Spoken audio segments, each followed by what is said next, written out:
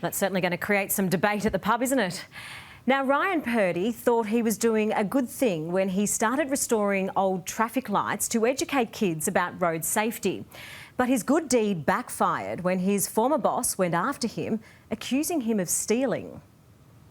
Every time I'm in the car, morning or night, there's traffic. I don't know if it's the return to work that's made the roads particularly painful, but it's bad. And the traffic lights, I cop every single red.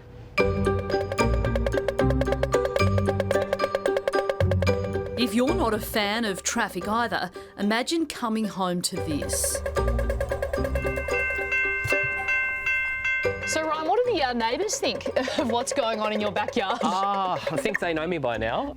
It's the backyard of nightmares for most, but this is Melbourne dad Ryan Purdy's happy place. So how many of these have you got in your yard at the moment? Probably got about 40 down there.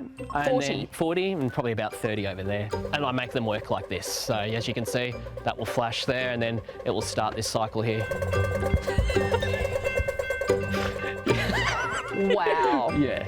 This is kind of weird. Is it? It's hard not to like Ryan and his collection when you hear what he says is behind it. The devoted father has helped children at some 220 kindergartens and schools across Australia, restoring, then donating traffic signals so little ones can learn the rules. West means stop, lower means slow down, and green means go. Well, I've got 3 kids myself, so teaching them road safety was the most important thing. I noticed that a lot of schools don't offer a lot of road safety programs. He really is passionate about road safety. Sally Ann Gardner at Good Start Early Learning Centre has only good things to say about his program. The children love it. We have quite a few families that will drive past and they'll talk about the traffic light, and that promotes conversation with road safety with families too. Do you get paid for it? No, it's all been free. The cost was quite expensive at one stage. Most of my parts I have to buy from America, so the Australian dollar and the American dollar is always different. Me recycling, upcycling and bringing it back to life again. So the traffic signal doesn't meet standards anymore for Vic roads, and that's when it gets put into this skip, and it's everything from railway crossings, traffic signals, these signs, pedestrian signals here, these pedestrian ones, yep. But Ryan's do-gooder reputation has taken a serious detour, police charging him with stealing the traffic lights. He claims he had an unofficial arrangement with maintenance contractor Tyco Traffic and Transportation for 4 years, where he would pick up unwanted equipment to go towards his project. Ryan claims the relationship soured after Tyco gave him a job. What started as a driver role, he says, turned into other duties Ryan wasn't happy with.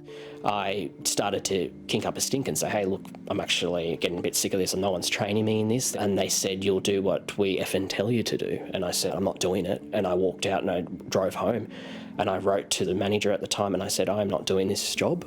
It's no coincidence, in Ryan's eyes, that after years taking traffic lights without a problem, it was only days after lodging a work cover claim that police swooped. I've never been that type of person. I've never been charged with anything in my life, and this has come as a big shock. Ryan's arrest does sound rather dramatic for someone accused of stealing traffic lights.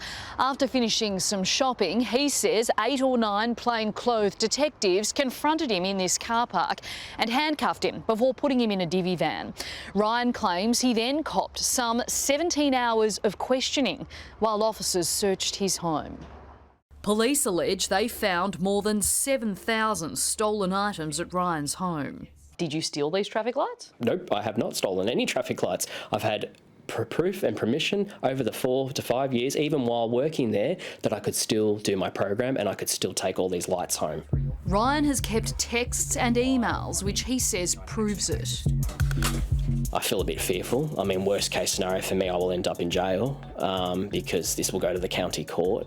The dad doesn't talk to his kids about the case, losing sleep over what may transpire. And it's made finding another job a nightmare in itself. On the first day of my job, they knew that I was the traffic light guy, and I had to explain myself in a way where there's pending charges of theft. And it's not just stealing old grandma's handbag, it's $250,000. It's $250,000. I couldn't continue working there. How hard are you going to fight this? I'm going to fight this all the way to the end. Ryan will face court later in the year. His former employer says it can't comment because of the legal proceedings.